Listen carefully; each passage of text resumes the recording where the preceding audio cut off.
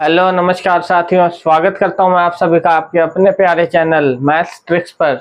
तो साथियों, जैसा कि हमने आरआरबी के डिफरेंट एग्जाम्स के लिए जो भी आपके एग्जाम सब आगे होने वाले हैं, उसमें चाहे जेई हो, एएलपी हो या फिर एनटीपीसी का एग्जाम हो, उसके लिए सीरीज स्टार्ट की थी और हमारी एक क्लास हो चुकी थी मैथ्स की। उम्मीद करता हूँ वो सेशन आपको पसंद आया होगा। पिछले कुछ दिनों हमारी किसी टेक्निकल इशू की वजह से क्लास हो नहीं पाई। आज से अब आपकी फिर से रेगुलर क्लासेस होंगी सुबह 11 बजे, तो जुड़ना ना भूलें इस क्लास में। तो चलिए दोस्तों, आज के सेशन की शुरुआत करते हैं, जिसमें मैं आपके लिए कुछ और आरआरबी के प्रीवियस ईयर में पूछे गए क्वेश्चंस लेके आया हूँ, जिनका मैं आपको कंप्लीट एनालिसिस कराने वाला हूँ और इन पर बेस्ड जो भी डिफरेंट फॉर्मूले वो भी मैं आपको रिवाइज कराने वाला हूँ। तो चलिए दोस्तों, शुरुआत करते हैं हमारे आज के सेशन की। इससे पहले यदि अभी तक आपने हमारे चैनल को सब्सक्राइब ना किया हो तो इसे फटाफट से एक बार सब्सक्राइब कर लें और एक बार फटाफट से इस वीडियो को लाइक और शेयर कर दें। तो चलिए दोस्तों, चलते हैं आज के हमारे पहले क्वेश्चन की तरफ। तो पहले क्वेश्चन में यहाँ पे क्या कह रहा है, इसमें कह रहा है 1600 रुपए में पी एक वस्तु खरीदता है और उसे 10% के लाभ पर बेचता है। यदि वह इसे 1840 में बेचा जाता है तो लाभ प्रतिशत में कितनी वृद्धि होगी। तो ये आपका प्रॉफिट एंड लॉस से रिलेटेड क्वेश्चन है। क्या कह रहा है, 1600 रुपए में एक वस्तु उसने खरीदी, 10% के लाभ पे बेच दी। अब कह रहा है अगर उसको 1840 में बेचे तो लाभ प्रतिशत में आपकी कितनी वृद्धि हो रही है। अब इसको करने के डिफरेंट मेथड आपके पास, जो दो बेसिक मेथड मैं बताऊं तो वो क्या है कि पहले आप 1600 का 10% निकाल लें, जो आपका पहले लाभ हो रहा था, और 1840 में से उसको निकाल के जितना भी डिफरेंस आएगा उसको 1840 से डिवाइड कर दें। या फिर आप परसेंटेज ऑफ लाभ निकाल लें, पहले कितना परसेंट हो रहा था और अब कितना हो रहा है। तो बात करूं मैं पहले मेथड की, तो 1600 में एक वस्तु खरीद रहा है, यानी कॉस्ट प्राइस है उसका 1600।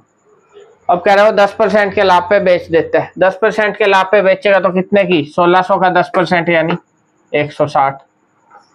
1600 प्लस में 160 कितना हो गया, 1760 रुपए। अब वो कह रहा है कि अगर वो उसको 1840 में बेचे, उसने 1760 की बजाय 1840 में बेच दिया, लाभ प्रतिशत में कितनी वृद्धि हो रही है। तो आप देख सकते हैं कितनी वृद्धि हो रही है, 80 की वृद्धि हो रही है। यहाँ पर आप देख सकते हैं प्रतिशत में आप चाहें तो निकाल सकते हैं जो आपका पिछला लाभ है 1760। तो एक तो ये मेथड है इस क्वेश्चन को सोल्व करने का।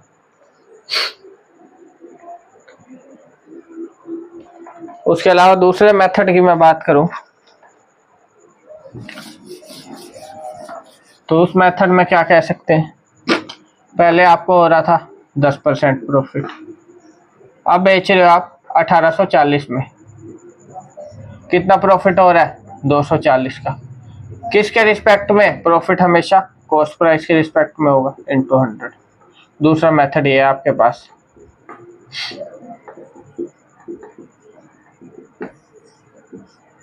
देख सकते हैं आप, तो दोनों में से जो भी मेथड आपको इजी लगे वो आप यहाँ पे अपना सकते हैं।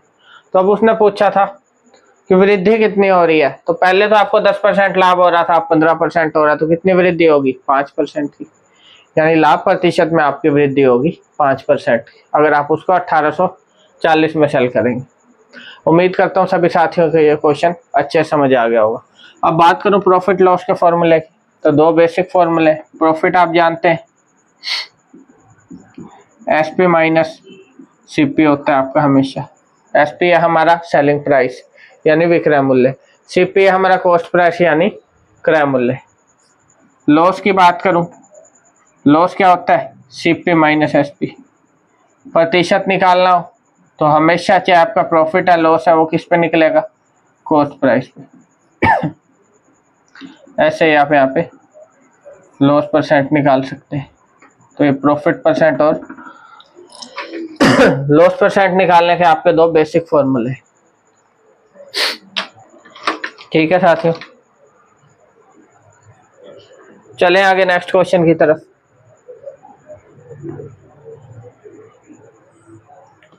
नेक्स्ट क्वेश्चन देख लेते हैं।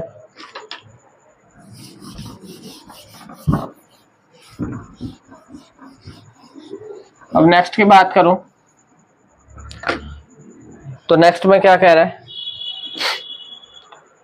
एक दुकानदार एक वस्तु की कीमत 320 रुपये अंकित करता है।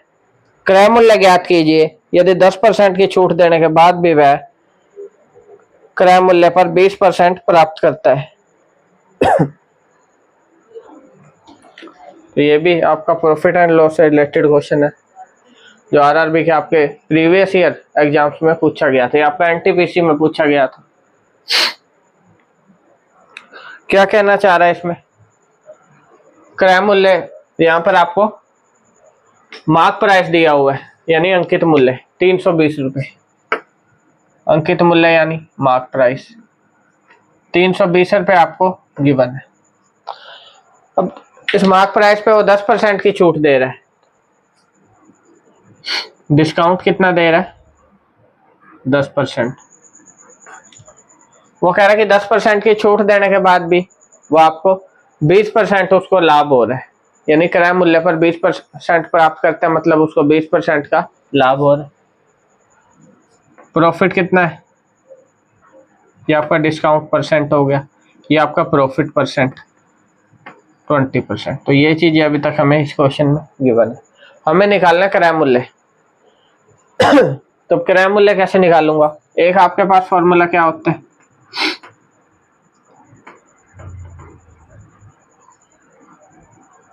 हंड्रेड माइनस जो भी आपका डिस्काउंट है, ये हो गया 100 प्लस में पी। यह फॉर्मूला जरूर नोट करें, बहुत ही इंपॉर्टेंट फॉर्मूला है। क्रय मूल्य और विक्रय मूल्य क्रय मूल्य और अंकित मूल्य का रेशियो क्या होता है, 100 माइनस डी। डी क्या है यहाँ पे, डिस्काउंट, यानी कितनी छूट मिल रही है, और ये पी है आपका प्रॉफिट, कितना प्रॉफिट हो रहा है। अब मेरे को सीपी निकालना है यहाँ पे, यानी क्रय मूल्य निकालना है। मार्क प्राइस गिवन है 320, 100 माइनस डी, डिस्काउंट है आपका 10%, तो 100 में से 10 घटाएंगे 90 बच गया, प्रॉफिट हो रहा है आपको 20 का, तो 20 आ गया, यहाँ से निकाल लेंगे कितना आ जाएगा क्रय मूल्य यानी cost price, 320 into 9 divide by 12। यहाँ तो आपका कट नहीं रहा है, 320 इंटू 9 डिवाइड बाय 12 आ गया। 4 से अगर मैं काटूं ये 3 पे, तो क्रय मूल्य आपका निकल के आ गया 240 रुपये। तो इस टाइप से आपको इन क्वेश्चंस को करना है। तो उम्मीद करता हूँ साथियों ये क्वेश्चन भी आपको क्लियर हो गया होगा। तो ये 2 क्वेश्चन प्रॉफिट एंड लॉस से रिलेटेड पूछे गए थे।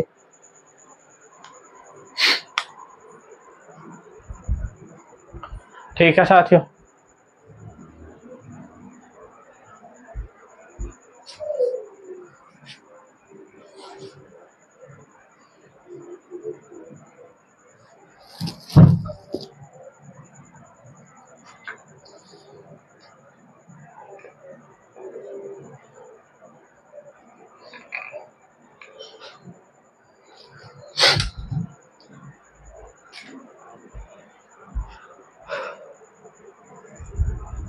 थोड़ा सा लाइट का इश्यू आ गया था साथियों। उम्मीद करता हूँ अब आपको क्लियरली सब कुछ यहाँ पर दिख रहा होगा।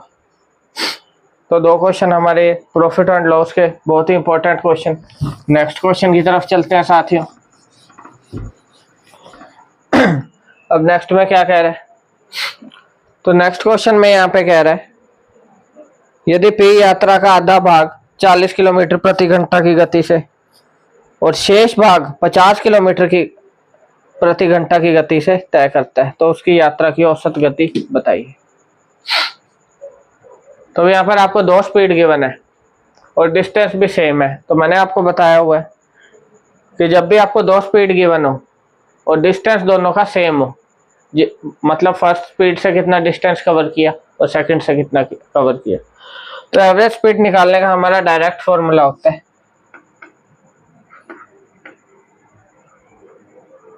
क्या होता है, 2 into S1 into S2 divide by S1 plus S2।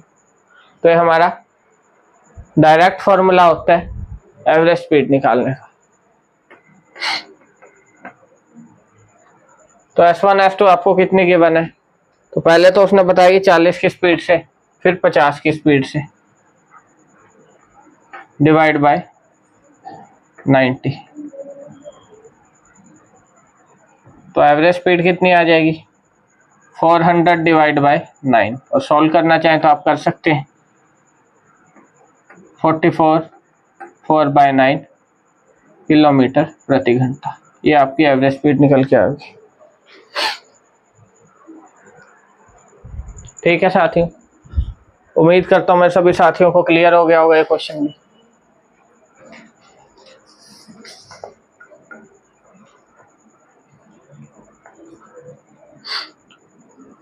चले साथियों नेक्स्ट क्वेश्चन की तरफ। नेक्स्ट क्वेश्चन देख लेते हैं फटाफट से।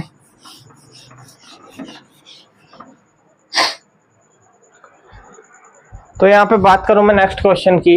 नेक्स्ट क्वेश्चन में यहाँ पे कह रहा है कि धारा के प्रतिकूल नाव की गति 40 किलोमीटर प्रति घंटा है और शांत जल में नाव की गति 55 किलोमीटर प्रति घंटा है। धारा के अनुकूल नाव की गति कितनी है? तो ये भी एक अच्छा क्वेश्चन है आपका बोट एंड स्ट्रीम का। तो ये कुछ कॉमन से टॉपिक हैं profit loss boat and stream आपके, जिन पर हर बार क्वेश्चंस जरूर पूछे जाते हैं, तो इन्हें आप अच्छे से लगा के जाए। तो धारा के प्रतिकूल यहाँ पे स्पीड बताई गई है बोट की 40 किलोमीटर प्रति घंटा और शांत जल में 55 किलोमीटर प्रति घंटा। धारा के अनुकूल आपको स्पीड बतानी है। तो बात करूं मैं इसकी, तो क्या कह रहा है? धारा के प्रतिकूल यानी V - U 40 किलोमीटर प्रति घंटा, शांत जल में नाव की चाल 55 किलोमीटर प्रति घंटा, ये हमें गिवन है। और V और U क्या है? V तो है आपकी स्पीड ऑफ बोट, नाव की चाल। U होती है आपकी स्पीड ऑफ स्ट्रीम, यानी जो पानी जिस फ्लो में बह रहा है, तो पानी के बहने की जो स्पीड होती है उसको हम U से डिनोट करते हैं। कॉमनली हम V और U लेते हैं, आप चाहें तो अपने हिसाब से ले सकते हैं। तो बात करूं मैं यहाँ पे, अब हमें क्या बताना है? अब जब भी धारा के अनुकूल चलोगे तो जो धारा की चाल है वो बोट की चाल में ऐड हो जाएगी। तो ये आपसे पूछी है, धारा की चाल आपको बतानी है। तो अगर ये 55 है V आपका, तो U कितना निकल आएगा? 15 नहीं निकल आएगा। अब U 15 निकला है मेरा, तो 55 + 15, आंसर आपके सामने 70 किलोमीटर प्रति घंटा। तो नाव अगर धारा के अनुकूल चलेगी तो 70 किलोमीटर प्रति घंटा की रफ्तार से वो दूरी को तय करेगी। ठीक है साथियों, उम्मीद करता हूँ ये भी आपको क्लियर हो गया होगा। चलिए नेक्स्ट क्वेश्चन देख लेते हैं फटाफट से। दोस्तों एक बार फटाफट से सेशन को लाइक और शेयर कर दें और हमारे चैनल को सब्सक्राइब कर लें। चलते हैं नेक्स्ट क्वेश्चन की तरफ। नेक्स्ट में क्या कह रहा है? 6 वर्ष पूर्व दो व्यक्ति P और Q की आयु का अनुपात 3:2 था। 4 वर्ष बाद उनका अनुपात 8:7 होगा। P की आयु क्या है? तो ये भी एक अच्छा क्वेश्चन है आपका। क्या कह रहा है? 6 वर्ष पूर्व बताया P और Q की आयु का अनुपात हमारा 3:2 था और 4 वर्ष बाद उनका अनुपात 8:7 होगा। तो P की आयु आपको बतानी है। ये था 6 वर्ष पूर्व, अब कह रहा है 4 वर्ष बाद 8:7 होगा। अब 6 वर्ष तो पूर्व हो गया, यानी 6 वर्ष पहले। 4 वर्ष बाद टोटल कितने ईयर हो गए? 6 साल तो पहले के, 4 आगे के, टोटल आपके 10 हो गए। टोटल आ जाएगा आपका 10 ईयर्स आगे, दोनों के बीच का गैप। करंट आयु आपको बतानी है P की। तो हमारे लड़ाई कंसेप्ट लग जाता है। जो भी मेरा साथी लड़ाई कंसेप्ट नहीं जानता, तो मेरा स्पेशल सेशन है लड़ाई कंसेप्ट के नाम से। लड़ाई कंसेप्ट में भरत सर आप लिखेंगे तो सर्च हो जाएगा, उसमें आपका कंप्लीट ये कंसेप्ट मैंने डिफाइन किया। आप चाहें तो वहां से उसे देख सकते हैं। तो बात करूं मैं लड़ाई कंसेप्ट से अगर सोल्व करूं तो 21 में से आपका चला जाएगा 16, तो बच गया मेरे पास 5। यहाँ आ जाएगा मेरे पास 70 और 80, 5 = 10। एक रेशियो की वैल्यू मेरे पास 2 आ गई। यानी यहाँ अगर मैं पी की आयु निकालूं तो कितनी आ रही है, 6 ईयर्स। ये 6 साल आयु कब थी, 6 साल पहले। हमें चाहिए करंट की आयु, तो 6 साल बाद कितनी होगी, 6 + 6 12 ईयर्स। तो 12 साल क्या आ जाएगी पी की आयु। तो इस टाइप से आपको इन क्वेश्चंस को करना है। बहुत ही मजेदार कंसेप्ट है यहाँ पे आपका लड़ाई कंसेप्ट, जो आपकी कैलकुलेशन को बहुत छोटा कर देता है और चुटकियों में किसी भी क्वेश्चन का जो है आपका आंसर निकाल के दे देता है। ठीक है साथियों, चले नेक्स्ट क्वेश्चन की तरफ।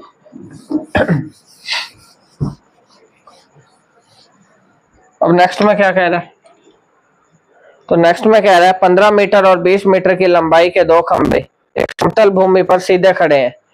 यदि उनके तल के मध्य दूरी 12 मीटर है तो उनके शीर्ष के मध्य दूरी आपको बतानी। ये आपका क्वेश्चन है एप्लीकेशन ऑफ ट्रिग्नोमेट्री का। तो वो जिस भी बच्चे ने मेरे से चैप्टर पढ़ा है तो ये क्वेश्चन तो उसके लिए कुछ भी नहीं है, देखते हुए आंसर बता दे। तो जिस भी आपको टॉपिक में प्रॉब्लम आ रही हो तो आप सर्च कर सकते हैं यूट्यूब पे, मेरी वीडियो आपको मिल जाएगी। बहुत ही अच्छे से मैंने टॉपिक वाइज डिफाइन किया हुआ। तो फिर भी आपकी कोई कंफ्यूजन रह जाती है या दोबारा से कोई टॉपिक कराना है तो वो भी आप कमेंट कर सकते हैं। सैटरडे को हम स्पेशल सेशन ले लिया करेंगे जिसमें आपका वो टॉपिक हम करा देंगे। फिलहाल चलते हैं इस क्वेश्चन की तरफ। तो इस क्वेश्चन में कह रहा है 2 खंभे हैं आपके 15 और 20 मीटर की लंबाई के, जो सीधे बिल्कुल खड़े हैं। उनके बीच की दूरी 12 मीटर है। उनके शीर्ष के मध्य दूरी बतानी है।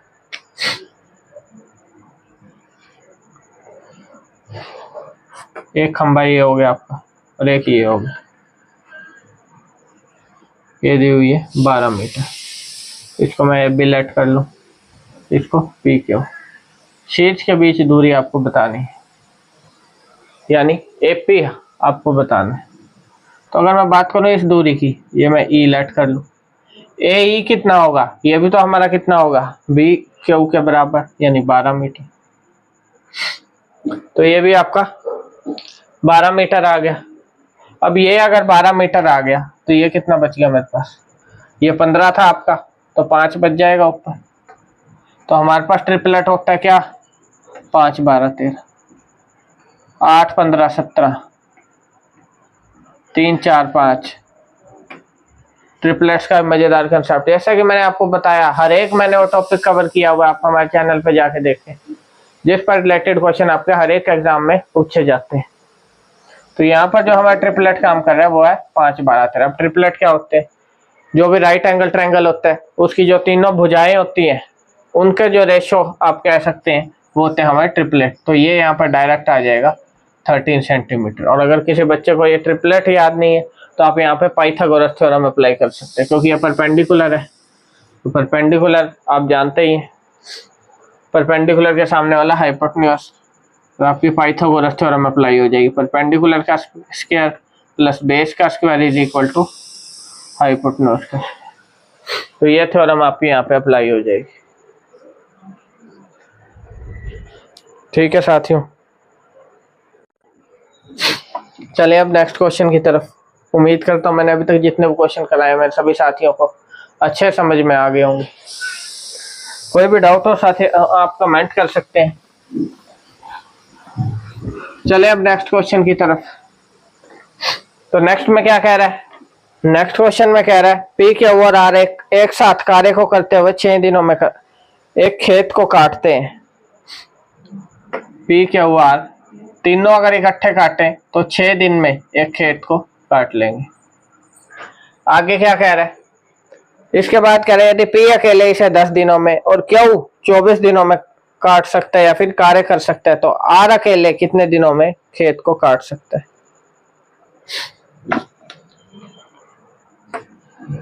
पी 10 दिन में,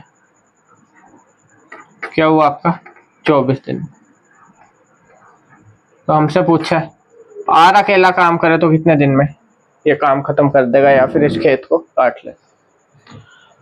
टाइम एंड वर्क कौन सा मेथड अप्लाई होगा हमारा, एलसीएम मेथड। एज ऑलवेज मैं आपको बताता हूँ एफिशिएंसी निकाल लेंगे। तो एलसीएम की मैं बात करूं तो कितना ले सकते हैं यहाँ पे, तो एलसीएम मैं देख पा रहा हूँ हम 120 ले सकते हैं। यहाँ आ जाएगी 5 एफिशिएंसी, ये आ गई 12 और ये आ गई हमारी 20। तो P plus Q plus R तीनों की एफिशिएंसी मैं बात करूं 20 आ रही है, P की एफिशिएंसी 12, Q की आ रही है 5, तो क्या मैं R की एफिशिएंसी नहीं निकाल सकता? बिल्कुल निकाल सकता हूँ। 20 में से P और Q की घटा दूं, R की एफिशिएंसी कितनी आएगी? 20 माइनस 12 माइनस 5, तो R की एफिशिएंसी हमारी आ गई 3, यानी R एक दिन में 3 काम कर रहा है। और कितना काम उसने करना है? 120। तो 120 काम को 3 की एफिशिएंसी से R 40 दिन में खत्म कर देगा। तो R कितने दिन में उस काम को कर देगा? 40 दिन। तो 40 दिन आपका क्या होगा इस क्वेश्चन का करेक्ट आंसर। ठीक है साथियों, तो ऐसे ही डेली जुड़ना ना भूलें साथियों। आप भी ऐसे चुटकियों में इन क्वेश्चंस को सोल्व कर पाएंगे और मैं गारंटी दे सकता हूँ कि एग्जाम में कोई भी क्वेश्चन आपका गलत नहीं होगा। ये क्लास हर टाइप के, चाहे आपका एसएससी हो, एचएसएससी हो, रेलवे हो या फिर अन्य कोई भी कॉम्पिटिटिव एग्जाम हो, सभी एग्जाम्स के लिए बहुत ही हेल्पफुल रहने वाली है। और इससे रिलेटेड क्वेश्चन आपके मैक्सिमम क्वेश्चंस आपके एग्जाम्स में पूछे जाने वाले हैं। तो डेली यहाँ पर जुड़ना ना भूलें। सुबह 11 बजे चलते हैं अब हमारे नेक्स्ट क्वेश्चन की तरफ। तो नेक्स्ट क्वेश्चन में क्या कह रहा है साथियों?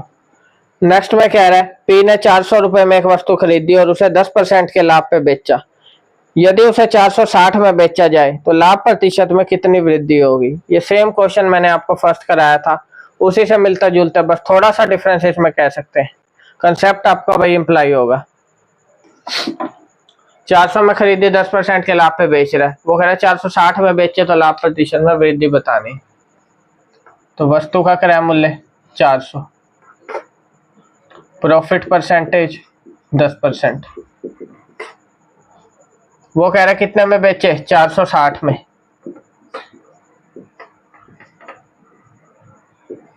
कितने का प्रॉफिट हो रहा है? 60 का। किसके रिस्पेक्ट में? Cost price into 100, 15%। Same answer आपका निकल के आ रहा है। कितनी वृद्धि हुई? 5%। पहले 10% लाभ हो रहा था और अब हो रहा है 15%।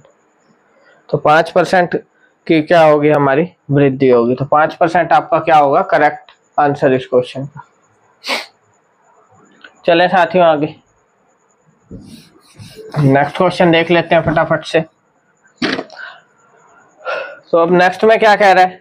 संख्याओं की एक आपको निम्न सूची गिवन है और इसमें आपको माध्यिका बतानी है, यानी मीडियन बताना है आपको। तो मीडियन क्या होता है हमारा? मीडियन निकालने का सिंपल फॉर्मूला है कि जब भी आपके इवन नंबर्स गिवन हो, ऑड नंबर्स गिवन हो सॉरी, तब तो आपकी जो सेंट्रल टर्म है वो आपकी क्या होगी? मीडियन। लेकिन कंडीशन ये है कि आपको उन नंबर्स को असेंडिंग ऑर्डर में लगाना पहले। क्या होगी? तो ये आप चाहें तो नोट कर सकते हैं, if numbers are odd in number. अगर नंबर ओड है तब तो मीडियन क्या होगा? सेंट्रल नंबर आपका, जो आपका बीच वाला नंबर है बिल्कुल, तब तो क्या होगा हमारा? बीच वाला नंबर। और अगर आपके इवन नंबर्स हैं तब आपका क्या होगा?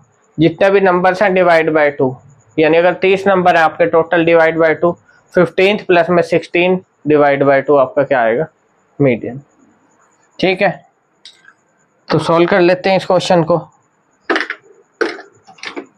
सबसे पहले लेकिन जब भी आप मीडियन निकालें तो आपको नंबर्स को असेंडिंग ऑर्डर में लगाना होगा।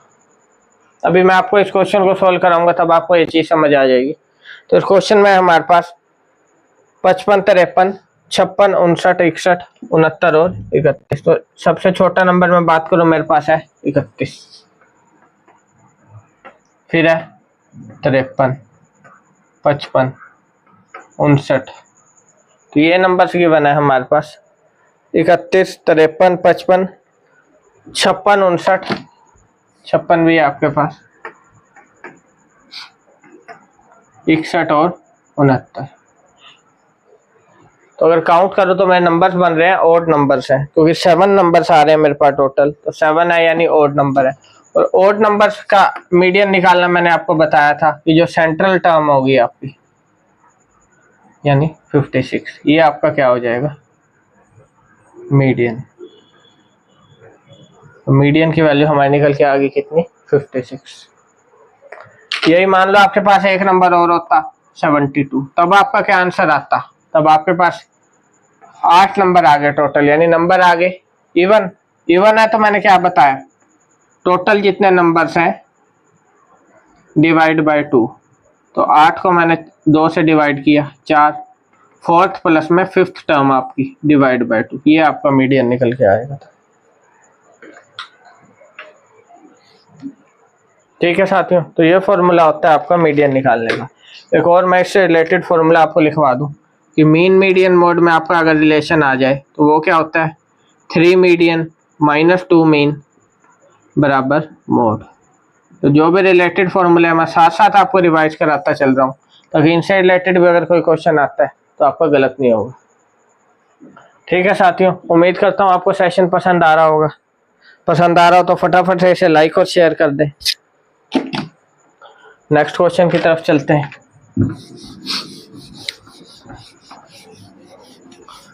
तो नेक्स्ट आपके पास एक क्वेश्चन है, तो ये क्वेश्चन एक आपका होमवर्क का क्वेश्चन है जिसका आपको जवाब कमेंट बॉक्स में कमेंट करना है। कल मैं इसका सॉल्यूशन करा दूंगा। उम्मीद करता हूँ मैं सभी साथी इसको सॉल्व कर पाएंगे अच्छे से और जवाब जरूर देंगे कमेंट बॉक्स में। तो साथियों उम्मीद करता हूँ आज का सेशन आपको पसंद आया होगा। अगर पसंद आया हो तो इसे लाइक और शेयर जरूर करें और हमारे चैनल को सब्सक्राइब जरूर करें। डेली अब आपकी एक क्लास होगी सुबह 11 बजे, तो जुड़ना ना भूलें। इसी के साथ धन्यवाद दोस्तों, आपका दिन शुभ हो।